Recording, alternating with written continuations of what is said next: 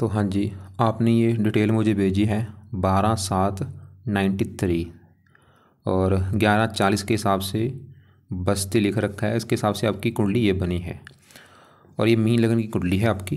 तो अच्छी तरह से समझ लो। और बाकी देखो जी, क्योंकि आपने थोड़ा सा बताया था टाइम आपका कन्फर्म नहीं हो सकता। मान लो आपका 11:40 है, अगर मान लो मैं 11:30 कर देता हूँ कि 11:30 आपका है दिन, फिर भी आपकी कुंडली देखो मीन लगन की आ रही है। अब यहाँ पे 11:45 कर देता हूँ, आगे बढ़ते हैं, 5 मिनट आगे चले गए, फिर भी आपकी देखो कुंडली मीन लगन की आ रही है। लेकिन अगर यहाँ पे मैंने 11:46 कर दिया, फिर कुंडली आपकी चेंज हो रही है। देखो मेष लगन की कुंडली आ चुकी है। तो ये आपको मैं इसलिए बता रहा हूँ भाई, अगर आपका मान लो 11:30 है, चाहे 11:35 है, चाहे 11:40 है, चाहे 11:45 भी है, तो कुंडली आपकी ये है मीन लगन की। लेकिन अगर 11:46 कर दिया, कुंडली चेंज हो रही है। तो ये आप कन्फर्म कर लेना और आप अपना साल देख लो, क्योंकि आप ऐसे ही हो फिर बाद में बोलते हो कि नहीं भाई 92 था, 93 है। 93 आपने जो लिख रखा है नीचे, तो 93 के हिसाब से बन रही है। अब ये जो कुंडली है इसमें 12 घर होते हैं। पहले 12 घर समझ लो, वो मैं लिख देता हूँ। ये है पहला घर, ये दूसरा घर, तीसरा घर, चौथा, पाँचवा, छठा, सातवां, आठवां, नौवां, 10वां, 11वां और ये 12वां घर। ये जो 12 घर हैं, इन घरों से कुछ ना कुछ देखा जाता है। जैसे कि पहले घर से देखा जाएगा आपका जो शरीर है वो कैसा होगा, हेल्थ कैसी, स्वभाव रंग रूप कैसा, पर्सनैलिटी कैसी। दूसरे घर से आपका देखेंगे धन जोड़ना। तीसरा घर छोटे भाई बहनों का है। चौथा घर आपकी माता, मकान, वाहन। पाँचवा घर बच्चों का है। छठा घर शत्रु, रोग, कर्जे का। सातवां घर आपकी पत्नी का। आठवें घर से उम्र देखेंगे। नौवें घर से भाग्य है। 10वां घर काम काज का है। 11वां घर लाभ, आमदनी, बड़े भाई बहन। और 12वें घर से आपके खर्चे देखेंगे। तो आपने यहाँ पे 2 बातें मेरी नोट करनी है। पहली बात, जो मैंने 12 घर लिखे हैं इनको याद कर लो, और दूसरी बात, इन 12 घरों से जो कुछ देखा जाएगा वो याद कर लो। अब आप ये देखो कि अपनी कुंडली में क्या देखना है, वो घर देख लो। मान लो आपने देखना अपने काम काज के बारे में, तो काम काज का जो घर है वो है 10वां घर। 10वें घर से देखा जाता है काम काज, और 10वें घर में नंबर लिखा है 9 नंबर। 9 है धनु राशि, इसका जो मालक है वो है गुरु। तो आपके कामकाज के लिए हमें गुरु को देखना पड़ेगा। ऐसे ही आपका हमने लाभ देखना है कि आपके कामकाज से लाभ होगा या नहीं। 11वां घर लाभ का है और 11वें घर में नंबर 10 लिखा है। 10 है मकर राशि, मालक शनि। तो लाभ के लिए शनि को देखा जाएगा। तो हमने भाई जो कुछ देखना है वो घर देखना है, और घर का जो मालक है वो मालक देखा जाता है। अब आपकी जो कुंडली है इसमें ग्रह अच्छे भी हैं, ग्रह खराब भी हैं। अच्छे ग्रह कौन से हैं? गुरु आपका बहुत बड़े लेवल पे अच्छा है। शुक्र अच्छा है। शुक्र क्यों अच्छा है? ये अपने घर में बैठा है। चंद्रमा भी अच्छा है क्योंकि ये मेष राशि में बैठा है, मंगल की राशि है, मित्र राशि, कुंडली में योग कारक है। शनि भी तकरीबन अच्छा है। वैसे तो घर अच्छा नहीं, लेकिन शनि अपने घर में बैठा है। बुध भी आपका अच्छा है, 5वें घर में बैठा है, लेकिन ये अस्त है, अच्छे फल कम देगा। आपकी जो कुंडली में ग्रह खराब है, 2 ग्रह तो हैं बिल्कुल ख़राब, जिसमें से पहला नंबर राहु का है, टोटली ख़राब है क्योंकि नीच का बैठा है, और केतु वो नीच का बैठा है। ये 2 ग्रह तो आपके बहुत ज़्यादा ख़राब है। और यहाँ पे जो मंगल है ये भी ख़राब फल देगा, थोड़े से अच्छे फल देगा, लेकिन ज़्यादा आपको ख़राब फल देगा। तो हमने क्या देखा कि आपके ग्रह काफ़ी अच्छे भी हैं, लेकिन 1-2 ग्रह खराब भी हैं। अब ये जो ग्रह अच्छे हैं, जैसे आपका ग्रह गुरु अच्छा है, तो क्या करेगा, आपको जीवन भर अच्छे फल देगा। बचपन से लेकर आपके बुढ़ापे तक ये अच्छे फल देता रहेगा, लेकिन ज़्यादा अच्छा फल देगा जब इसकी दशा आपके ऊपर चलेगी। ऐसी जो ग्रह आपका खराब है, जैसे राहु खराब है, जीवन भर खराब फल देगा, लेकिन ज़्यादा खराब फल कब देगा, जब इसकी दशा आपके ऊपर चलेगी। तो दशा में इन ग्रहों का जो असर है वो भाई बढ़ जाता है। तो सवाल कि अभी आपके ऊपर दशा किसकी है? दशा देखो जी 2 प्रकार की होती है। एक होती है महादशा, एक अंतरदशा। महादशा जो होती है काफ़ी बड़ी होती है, और ये चली हुई है चंद्रमा की। कब चली है? ये 8वां महीना 23 में चली थी आपके ऊपर। पिछला 1.5 साल हो चुका है, ख़त्म होगी जाके 2033 में। तो इसका मतलब ये है कि इन 9 ग्रहों में से आपके ऊपर आज के समय में सबसे बड़ा असर जिस ग्रह का है वो है ये चंद्रमा, क्योंकि उसकी चल रही है महादशा।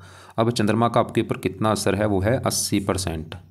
आपकी अगर 100 में से 80% लाइफ देखी जाए, तो 80% आपके साथ जो कुछ हो रहा है चंद्रमा की वजह से हो रहा है। जो भी आप चाहे खा रहे हैं, पी रहे हैं, काम कर रहे हैं, कारण चंद्रमा है। और कुछ असर है 20% जिसकी है अंतर्दशा, वो है मंगल की। ये छठा महीना 24 से चली है और जनवरी 25 में अभी ख़त्म हो जाएगी। तो हमने क्या देखा कि जो 9 ग्रह हैं, असर आपके ऊपर 9 ग्रहों का है, लेकिन ज़्यादा जो असर है सबसे बड़ा वो है चंद्रमा और दूसरा नंबर है मंगल का। तो अब ये दोनों ग्रह आपके मैं अभी देखूंगा कि ये दोनों ग्रह अच्छे हैं या बुरे हैं। अगर तो अच्छे निकले भाई फिर तो आपके जीवन में करेंगे अच्छा ही अच्छा, अगर बुरे निकले तो बुरा ही बुरा करेंगे। पहले मैं मंगल की बात करता हूँ कि जो मंगल की दशा चली है छोटी, ये अच्छा है या बुरा है। तो अगर आप मेरे से पूछे तो मंगल आपका मुझे ख़राब लगा है, ये आपको ख़राब फल देगा, लेकिन थोड़े बहुत अच्छे फल देगा, लेकिन ज़्यादा ख़राब फल देगा। और आप चाहे आपने देखना है तो प्रैक्टिकल करके देख लो कि जब से मंगल की दशा चली है छठा महीना 24 से, पिछले मतलब 6 महीने से आप नोट कर लो चाहे कि पिछले 6 महीने से आपको काफ़ी दिक्कतें, परेशानियाँ, रुकावटें आ रही होंगी। बाकी विस्तार में समझाता हूँ मंगल क्यों ख़राब है। मंगल आपका यहाँ पे बैठा है छठे घर में। अभी जो मैंने 12 घर लिखे हैं कि ये पहला घर है, ये 12 घरों में 3 घरों को अच्छा घर नहीं माना गया। कौन से 3 घर हैं? एक तो ये छठा घर, 8वां और 12वां, इन्हें कहते हैं त्रिक भाव। इन घरों से खराब चीज़ें देखी जाती हैं। जैसे छठे घर की अगर मैं बात करूं, मतलब मंगल आपका क्यों खराब है, कारण है वो छठे घर में आके बैठा है। छठे घर से हम रोग देखते हैं, रोग, कर्जा यहाँ से देखते हैं, शत्रु देखते हैं, कोर्ट कचहरी, चोरी, ठगी, विश्वासघात देखते हैं, विघ्न देखते हैं, रुकावटें देखते हैं। ऐसी मतलब खराब चीज़ें इस छठे घर से देखी जाती हैं। इसकी वजह से क्या होता है कि इस घर में जो भी ग्रह बैठ गया वो अच्छे फल नहीं देगा, कुछ कंडीशनें होती हैं। तो मंगल आपको समझ आ चुका क्यों खराब है, क्योंकि छठे घर में आके बैठा है। अब क्या खराब फल देगा, सवाल ये है। तो मंगल इस कुंडली के 2 घरों का है मालक, उन घरों को लेके आपको दिक्कतें देगा। और वो 2 घर कौन से हैं? एक तो मंगल का घर है ये 9वां घर, और 9वें घर से देखा जाएगा आपका भाग्य। अगर आपका हमने भाग्य देखना है कि आप कितने भाग्यशाली होंगे, भाग्य साथ देगा या नहीं, इस 9वें घर को देखा जाएगा। और 9वें घर में नंबर लिखा है 8। 8 है वृश्चिक राशि, मालक बना मंगल। मैंने आपको पहले बोला कि घर का मालक देख लो, तो आपका भाग्य देखने के लिए 9वें घर के मालक मंगल को देखना पड़ेगा कि मंगल अच्छा है या बुरा है। और मंगल आपका खराब है छठे घर में जाने की वजह से। तो मंगल क्योंकि भाग्यश है तो भाग्य भंग योग बना है मंगल की वजह से। मंगल ये दिखा रहा है कि आपका भाग्य साथ नहीं देगा, आपको भाग्योदय संबंधी काफ़ी दिक्कतें परेशानी आएंगी। और मंगल इस कुंडली में खोर घर का मालक है, इस दूसरे घर का। और दूसरा घर है कुंडली में धन जोड़ने का घर। देखो जी, जो भी धन की स्थिति होती है, अगर आपके मान लो मैंने धन के बारे में जानना है कि आप कितने धनी होंगे, धन कैसे आएगा, धन कहाँ पे खर्च होगा, धन कितना जोड़ेंगे आप, कितना बैंक बैलेंस होगा, ये दूसरा घर है धन का। इसके अलावा दूसरा घर परिवार का भी होता है, वाणी का भी होता है। और फार्मूला है घर का मालक देख लो। तो दूसरे घर में क्या लिखा है? एक है मेष राशि, मालक मंगल। तो हमें मंगल को देखना पड़ेगा आपके धन के बारे में जानने के लिए कि मंगल उच्च का बैठा है, नीच का है, कहाँ बैठा है। और मंगल कहाँ बैठा है? छठे घर में, खराब घर में।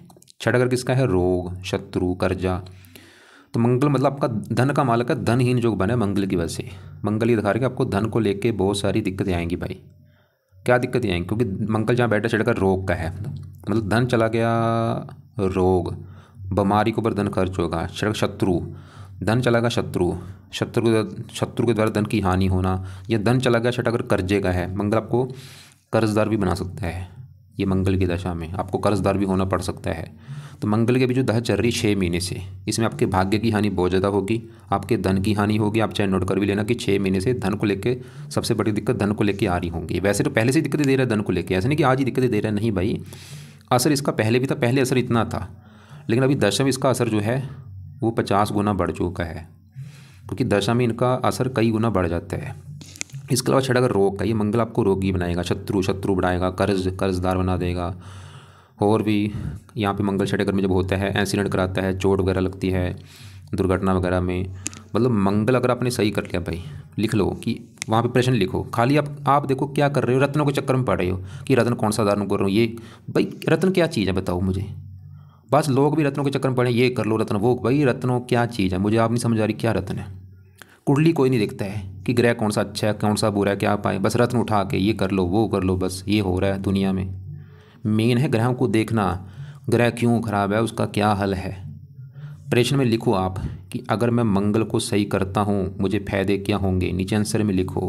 पहला फायदा, मंगल भाग्यश है तो भाग्य कदम कदम पर साथ देगा। मंगल आपके धन का मालक है, धन संबंधी दिक्कतें दूर होंगी, धन खर्च नहीं होगा, धन की हानि नहीं होगी, आप कर्जे से बचेंगे, आपका धन बीमारी के ऊपर खर्च नहीं होगा, आपका धन दुश्मन के द्वारा नष्ट नहीं होगा। हजारों फायदे। और वैसे भी अगर आपका मुझसे ये सवाल है कि मुझे धन क्यों खर्च हो रहा है, मेरी धन की हानि क्यों हो रही है, मैं बोलूँगा मंगल कारण है भाई आपका, इसको सही करो। अब इसको कैसे सही करना है, मैं आपको रत्न नहीं बोलूँगा कि ये रत्न कर लो, मंगल का मूंगा कर लो, ये आ जाएगा। आप भी वही काम कर रहे हो कि भाई पुखराज कर लूँ, मोती कर लूँ, क्या कर रहे हो। इसके भाई पाठ पूजा करो। अगर मंगल को सही करना है तो क्या पाठ पूजा है। मंगल का पहला उपाय है मंगल कवच का पाठ पढ़ना शुरू कर दो, और दूसरा है मंगल स्रोत का पाठ पढ़ना शुरू कर दो। ये 2 पाठ भाई रोजाना पढ़ने हैं, अगर पढ़ने आते हैं, नहीं तो इनके ऑडियो लगा के सुना करो। किस टाइम, सुबह के टाइम। तो रोजाना ये दोनों पाठ 2-2 3-3 बार इनको पढ़ो या सुना करो। तीसरा उपाय, अगर आपके सर के ऊपर कर्जा है तो कर्जा किसकी वजह से होगा, मंगल की वजह से, क्योंकि धन का मालिक छठे घर में बैठा है कर्जे के घर में आके। तो कर्जा है तो मंगल करना है, वो कर्जा उतारने के लिए मंगल को सही करना है। तो मंगल का एक पाठ है जिसे कहते हैं ऋण मोचन मंगल स्रोत का पाठ, मोचन मंगल स्रोत। अब ये सुनने से लग रहा है, देखो ऋण, कर्जा, मोचन, मंगल स्रोत। अब आपको मैं ये नहीं बोलूँगा कि आप मूंगा दान कर लो कर्जा उतर जाएगा भाई। मैं इस चीज़ से बहुत ज़्यादा परेशान हूँ। बस पंडित क्या कर रहे हैं, कुंडली देखते हैं, आप मोती कर लो, आप ये कर लो, वो कर लो, बस ये हो रहा है दुनिया में। क्या हो रहा है, कोई पाठ पूजा किसी को कोई नहीं बताता कि ये पाठ कर लो, वो कर लो। तो रत्नों का आगे से ख्याल दिमाग से निकाल दो। पहली बात तो ये, अगर लाइफ में आगे बढ़ना है, सफल होना है, धन कमाना है, अपना 24 घंटे होते हैं, 24 घंटे में 1 घंटा सुबह, 1 घंटा शाम, ये भगवान को आपने देना है। पूजा उपासना करनी, जो अभी मैंने बताने वाला हूँ वो भी करो, और आपकी जिसकी पूजा उपासना अच्छी लगती है आपको उसकी भी करो। जिस देवी देवता की कर सकते हो करो, जितना ज़्यादा धार्मिक बनो उतना आपको फ़ायदा होगा। चौथा उपाय, मंगल के जो देवता हैं हनुमान जी हैं, तो जितना हो सकता है हनुमान जी की पूजा उपासना करो। अब हनुमान जी की पूजा उपासना क्या मतलब है, कोशिश करो रोजाना हनुमान जी के मंत्र जाने की, और घर पे ही बैठ के, जहाँ मंदिर में बैठ के हनुमान जी के जो पाठ है वो पढ़ा करो। जैसे हनुमान चालीसा पढ़ लो, संकट मोचन पढ़ लो, बजरंग बन पढ़ लो, या हनुमान जी का जो मंत्र है ओम हण हनुमते नमः, ओम हन हनुमते नमः, ये जाप करो। क्योंकि हनुमान जी को अगर आपने सही कर लिया, आपके 3 ग्रह अच्छे हो जाएंगे। कौन से, एक तो मंगल अच्छा होगा, ये राहु भी अच्छा होगा, क्योंकि राहु आपका बहुत ज़्यादा नीच का, और ऊपर से राहु की दशा भी अगले महीने से आपकी आने वाली है। तो हनुमान जी का तो कंपलसरी है, करना ही करना है। शनि भी अच्छा रहता है, तो सुबह शाम हनुमान जी के पाठ पढ़ने हैं, मंत्र जाना शुरू करो, मंत्र जाप किया करो। ये हो गए मंगल के उपाय। अब जिसकी है बड़ी दशा चंद्रमा की सवाल की, वो कैसा है। अब चंद्रमा की अगर मैं बात करूँ, यहाँ पे एक और बात नोट कर लो, ये ग्रह अच्छे बुरे फल क्यों देते हैं। अगर अपने घर में हैं, या दोस्त के घर में हैं, या उच्च के बैठे हैं, या कुंडली में योग कारक हैं, उन कंडीशनों में ग्रह अच्छे होते हैं, या घर भी अच्छा है। अगर ये किसी खराब घर में बैठे हैं, या नीच के बैठे हैं, या शत्रु राशि है, या मार्केश हैं, उन कंडीशनों में खराब फल देते हैं। अब चंद्रमा कहाँ बैठा है, गौर से समझो, दूसरा घर है। एक तो घर ठीक है चलो, और वहाँ पे जो एक लिखा है ये मंगल घर में बैठा है, और चंद्रमा मंगल को अपना दोस्त मानता है। और चंद्रमा का इस कुंडली में अपना जो घर है वो है ये 5वां घर, और 5वां घर है आपकी संतान का घर। संतान आपकी देखनी है 5वां घर। 5वां घर पढ़ाई का भी है, बुद्धि का भी है, और 5वें घर में लिखा है 4 है कर्क राशि मालक चंद्रमा। तो 5वें घर के मालक चंद्रमा को देखना पड़ेगा आपके 5वें घर के बारे में जानने के लिए, संतान कैसी होगी, पढ़ाई, बुद्धि, क्योंकि चंद्रमा अच्छा है, दूसरे घर में बैठा है, अच्छी जगह बैठा है। और इसके अलावा इस कुंडली में योग कारक भी है, लग्नेश गुरु का मित्र भी है। अब चंद्रमा अच्छे फल क्या देगा, जहाँ बैठे धन के घर में चंद्रमा, देखो जी आपको अभी चंद्रमा की जो दशा चल रही है, चंद्रमा आपको धन कर बैठा, आपको धन देगा। ये चंद्रमा तो ये दिखा रहा है कि आपको धन मिलेगा। अब कैसे धन मिलेगा, चंद्रमा एक तो देखो जी माता का कारक है, आपको माता से धन मिल सकता है, या माता कर कोई लेडी से धन मिलेगा। ये चंद्रमा आपके 5वां घर संतान धन, आपको संतान से धन मिलेगा। जब संतान पैदा होने के बाद आपके जीवन में धन आना शुरू होगा, या आप चंद्रमा के जुड़े काम करते हैं उससे भी आपको धन मिलेगा। जैसे कोई सफ़ेद रंग का काम हो जाए, जैसे दूध, चावल, चीनी, सफ़ेद कपड़े, ऐसे कोई इनसे जुड़ा काम करते हैं उसमें भी आपको धन मिलेगा। लेकिन देखो जी एक प्रैक्टिकल भी होता है। प्रैक्टिकल ये है, चंद्रमा यहाँ पे थोड़ा सा मुझे लग रहा है कि आपको दिक्कतें जरूर देगा।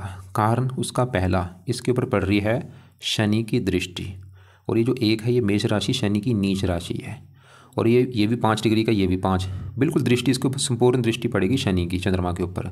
एक तो ये शनि से बुरी तरह से पीड़ित हो चुका है, क्योंकि शनि की राशि में भी बैठा है और नीच राशि में बैठा है, और जैसे आपको भी पता है कि थोड़ा सा केतु के नक्षत्र में बैठा है। इसकी वजह से चंद्रमा भी थोड़ा सा क्या करेगा, ये आपको इसके जो अच्छे फल है उसमें कमी आ जाएगी, जैसे कि धन की हानि करना, ऐसी दिक्कतें भी थोड़ी सी देगा। धन देगा जरूर, लेकिन धन खर्च भी होगा आपका होगा, क्योंकि केतु जब दूसरे घर में होता है, जब केतु के नक्षत्र में कोई दूसरे घर में बैठा हो तो धन थोड़ा सा खर्च भी होता है। लेकिन ज़्यादा मैं केतु चंद्रमा को खराब नहीं मानूंगा, फिर भी एक प्रैक्टिकल करके आपको देखना है। प्रैक्टिकल करके ये देखो कि चंद्रमा की आपकी दशा चली है 8वां महीना 23 से, पिछला 1.5 साल हुआ है। तो आप ये नोट कर लो कि पिछले 1.5 साल से आपको धन को लेके कैसा हो रहा है, मतलब धन आ रहा है या नहीं आ रहा है, या धन खर्च हो रहा है, नोट कर लो। मंगल की दशा से पहले देख लेना, क्योंकि 6ठे महीने के बाद तो दिक्कतें आ रही होंगी, ये तो कन्फर्म है। इससे पहले देखो कि 8वां महीना 23 के बाद और 6ठा महीना से पहले वो समय आपका कैसा था, क्योंकि उस समय चंद्रमा की महादशा थी, चंद्रमा की अंतरदशा थी। उस समय मतलब आपको धन आया था या नहीं, या धन खर्च हुआ है। लेकिन अब उसको भी छोड़ दो। अब मेन है ये जो चंद्रमा है एक देवता है, इसके आगे आपने गिड़गिड़ाना है, मतलब इसकी पूजा उपासना करो। जितनी ज़्यादा करोगे उससे क्या होगा, चंद्रमा बिल्कुल अच्छा हो जाएगा। अब चंद्रमा के जो उपाय हैं वो आपने करने हैं ज़रूर, क्योंकि उसका है बड़ा असर। इसमें से पहला उपाय है आप चंद्रमा का करो मंत्र जाप, जो कि सबसे बेस्ट उपाय। और ये मंत्र आप सुबह के टाइम किया करो। मंत्र है ओम सौम समाय नमः, ओम सौम समाय नमः। और ये ज़्यादा से ज़्यादा माला करो, चाहे 1 माला कर लो, 2 कर लो, 3 कर लो, जितनी माला करोगे उतना फ़ायदा होगा। पहला उपाय सबसे बेस्ट ये है। दूसरा, चंद कवच का पाठ पढ़ा करो। तीसरा, चंद स्रोत का पाठ पढ़ा करो। अब यहाँ पे मैंने ये 2 पाठ लिखे हैं, दोनों पाठ सुबह के टाइम पढ़ने हैं। ये पाठ से क्या, कवच क्या करेगा, इसके जो बुरे फल होंगे कम हो जाएंगे, ख़त्म हो जाएंगे, अच्छे फल देगा। तो ये दोनों पाठ भी सुबह के टाइम 2-2, 3-3 बार आपने पढ़ने हैं या इनको सुनना है। चौथा उपाय, चंद्रमा के जो देवता हैं वो है शिव जी भाई। तो शिव जी की पूजा उपासना भी करनी शुरू कर दो। अब शिव जी की पूजा उपासना में क्या करना है, शिव जी के मंदिर जाना शुरू कर दो। और शिव जी के मंदिर में बैठ के, जब वहाँ पे जाओगे वहाँ पे बैठ जाओ, वहाँ पे बैठ के पूरी भावना से ओम नमः शिवाय, ओम नमः शिवाय ये जाप करो। और अगर कर सकते हो तो शिव जी का व्रत रखो, व्रत कथा करो, आरती करो। शिव जी पूजा उपासना देखो जी, आपका एक और ग्रह अच्छा होगा, ये राहु, क्योंकि अगले महीने से इसकी दशा आने वाली है। तो राहु के जो देवता हैं वो शिव जी हैं। तो शिव जी की पूजा उपासना आपके 2 ग्रह अच्छे हो रहे हैं। देखो चंद्रमा भी अच्छा हो रहा है, राहु भी अच्छा हो रहा है।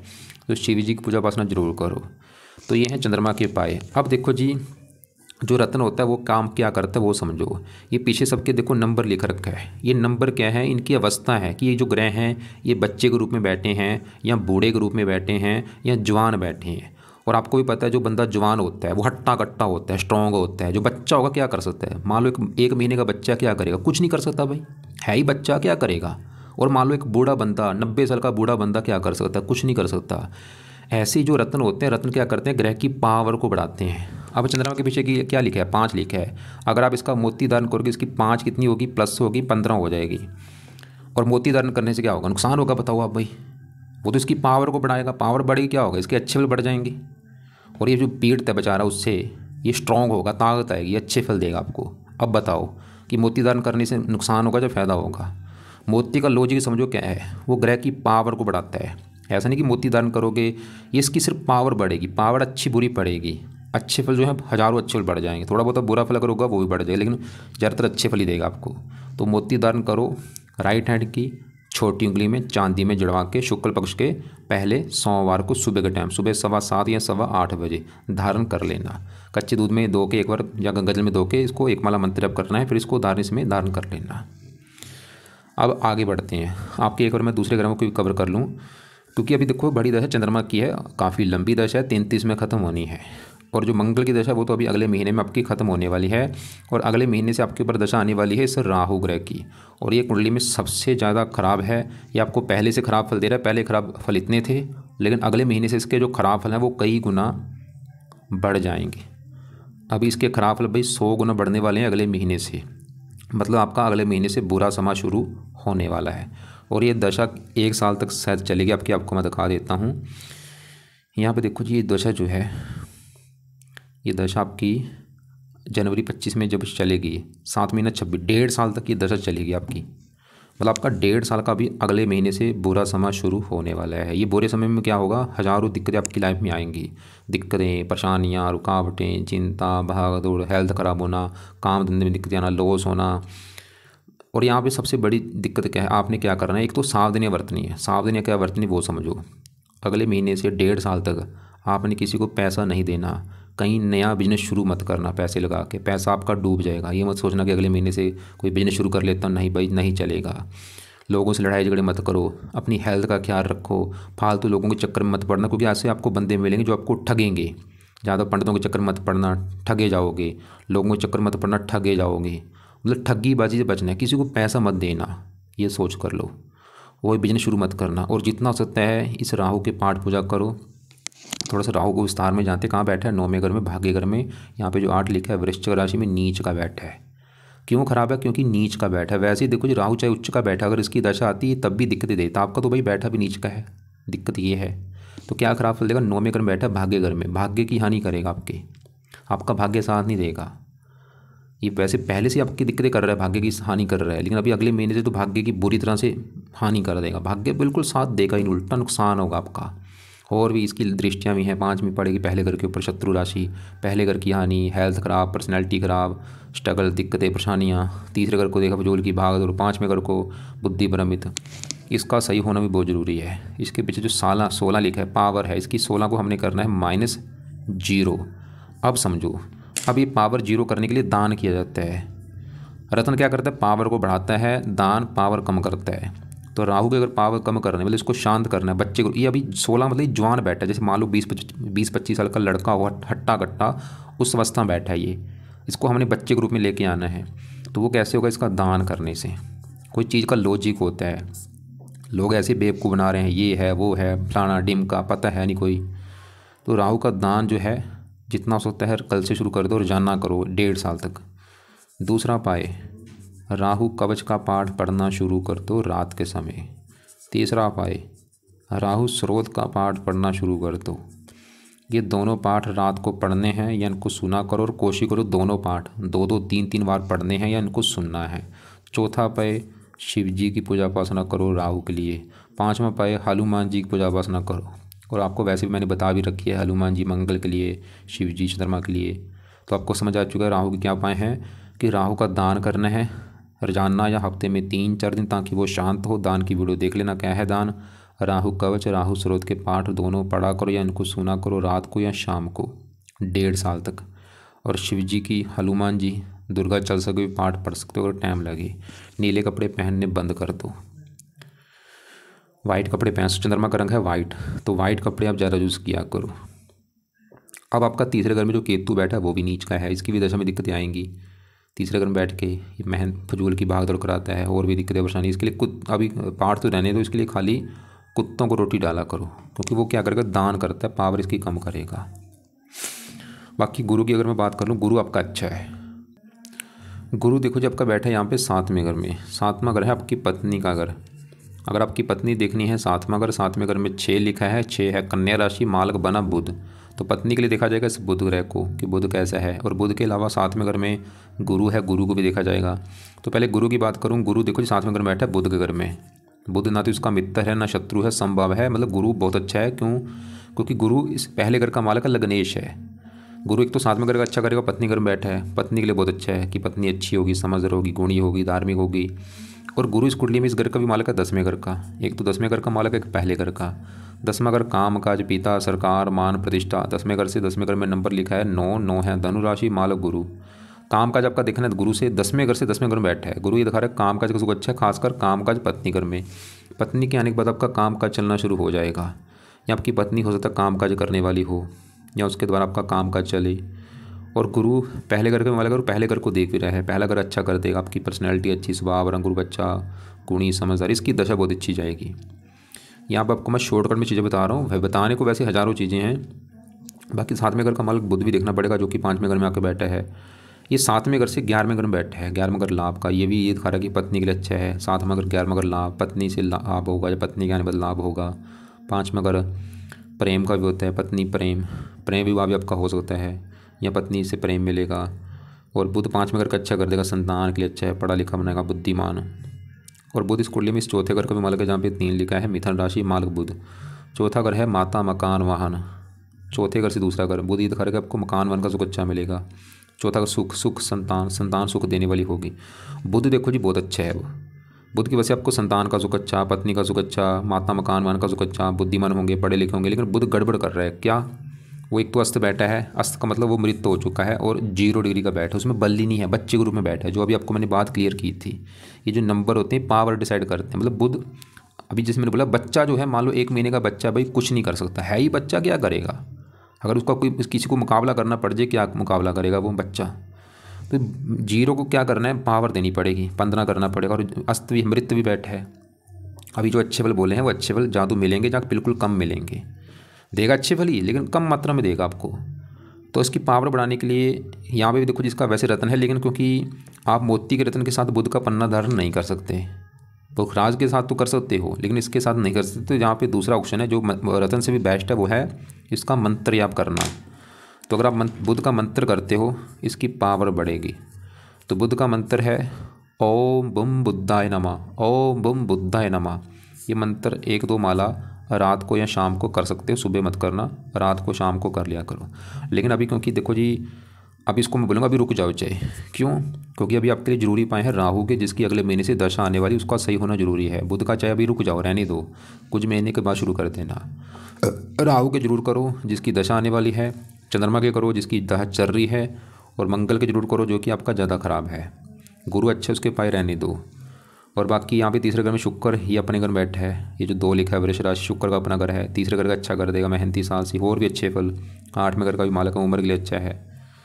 चौथे घर में सूर्य है, वैसे तो बुध की राशि है मित्र राशि, लेकिन सूर्य है 6ठे घर का मालक। 6ठा घर है शत्रु रोग कर्जा, मतलब रोग चलाएगा। चौथा घर माता, सूर्य आपकी माता को रोगी बनाएगा, शत्रु माता से मनमुटाव भी कराएगा, और आपके मकान वन को लेकर थोड़ी सी दिक्कतें पैदा करेगा। सूर्य को जल दे दिया करो। अभी इसके उपाय रहने दो, क्योंकि सूर्य की दशा आपकी इसकी पहले निकल चुकी है।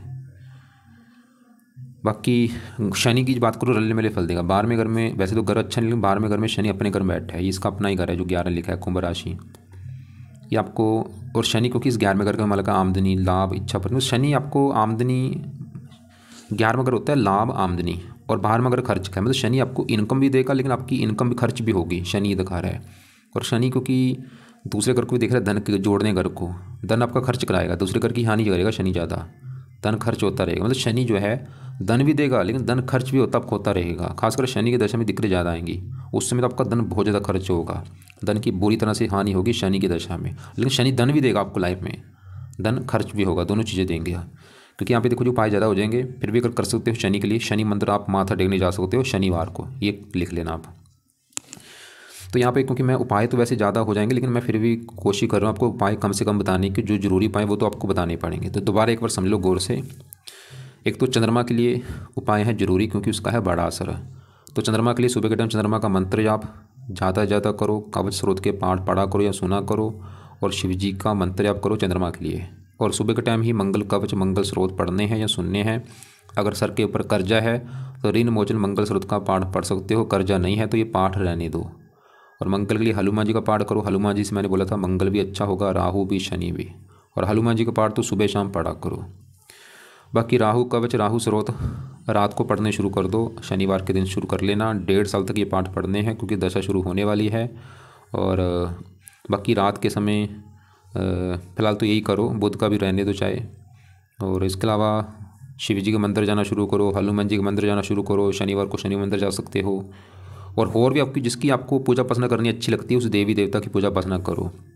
रही रत्न पुखराज की, क्योंकि गुरु आपका पहले 13 डिग्री का बैठा है, पावर अच्छी लेके बैठा है, इसका रत्न आप वैसे धारण कर सकते हो, बिल्कुल पुखराज आप धारण कर लेना। और पुखराज आप राइट हैंड की इस पहली उंगली में धारण कर लो जो आपने बनवा रखा है। और ये मत सोचना कि पुखराज धारण कर ले रातों रात मैं अमीर हो जाऊंगा, रातों रात ये हो जाएगा, नहीं भाई, दूसरे ग्रहों का सही होना जरूरी है। जो ग्रह खराब हैं, ये तो है नहीं पुखराज धारण कर लिया राहु सही हो जाएगा, ये तो है नहीं पुखराज धारण कर लिया मंगल सही हो जाएगा, उनको भी सही करो। वो कैसे सही होंगे, पाठ पूजा सही होंगे। तो दोबारा एक बार सवाल आपके देख लेता हूँ। आपने बोला पुखराज रत्न दोनों धारण कर सकते हो बिल्कुल, लेकिन अभी क्योंकि आगे राहु की दशा शुरू हो जाएगी, रत्न आपने मान लो धारण कर लिए, कष्ट आपको आ दे रहा है राहु, आपके मन में क्या आएगा, भाई मोती दब से धारण किया कष्ट आ रहा है। भाई कष्ट मोती धारण नहीं देगा, कष्ट आपको राहु की दशा जो अगले महीने से आने वाली वो देगा। और सर लाइफ में कोई काम स्टार्ट करता हूँ, क्योंकि ग्रह आपके भाग्यश घर में नीच का राहु बैठे, आपके भाग्य की हानि कर रहा है, और भाग्यश मंगल वो खराब बैठा है, भाग्य मंगल जो बना भाई कैसे भाग्य साथ देगा बताओ। पाठ पूजा करो लाइफ में अगर चेंज लाना है। धन नहीं जोड़ पा रहा, ये मंगल की वजह से ज़्यादा दिक्कत है। फैमिली प्रॉब्लम, फैमिली मतलब फैमिली लिखना चाहिए था। फैमिली क्या है, फैमिली में देखो माता पिता भी आते हैं, पत्नी भी आती है, पूरा प्रॉपर लिख के देना चाहिए था कि क्या दिक्कत है पत्नी को लेके। पत्नी वाली दिक्कत वैसे कोई ऐसी नहीं दिख रही, शुक्र थोड़ा सा केतु से तो बैठा है। और बाकी बस मैं यही बोलूँगा कि जितना हो सकता है धार्मिक बनो, सुबह शाम मंदिर जाना शुरू करो, पाठ पूजा करो, फिर देखो। और अगले महीने से जो समय आपका ख़राब है वो ये मत सोचना कि अभी मैं पाठ पूजा कर रहा हूँ उसकी वजह से मेरी लाइफ में दिक्कतें आनी शुरू हो चुकी है। भाई चाहे पाठ पूजा करो चाहे ना करो, चाहे रत्न दान करो चाहे ना करो, दिक्कतें आपकी आनी है अगले महीने से राहु की वजह से, बस सीधी सी बात है। पाठ पूजा को दोष मत देना कि पाठ पूजा जब से किया है तब से दिक्कत आ रही है, जब से रत्न दान किया है तब, क्योंकि दशा अभी आपकी बुरी शुरू होनी है। बस संभल जाओ जितना हो सकता है, मतलब फालतू में लड़ाई झगड़े से बचना है, हेल्थ का ख्याल रखो और जितना हो सकता है पाठ पूजा करो, तभी राहु अच्छा होगा आपका। नीले कपड़े पहनने बंद कर दो, नीले लाल कपड़े कम यूज़ किया करो, हरे ज़्यादा पहन सकते हो कपड़े, वाइट पहन सकते हो।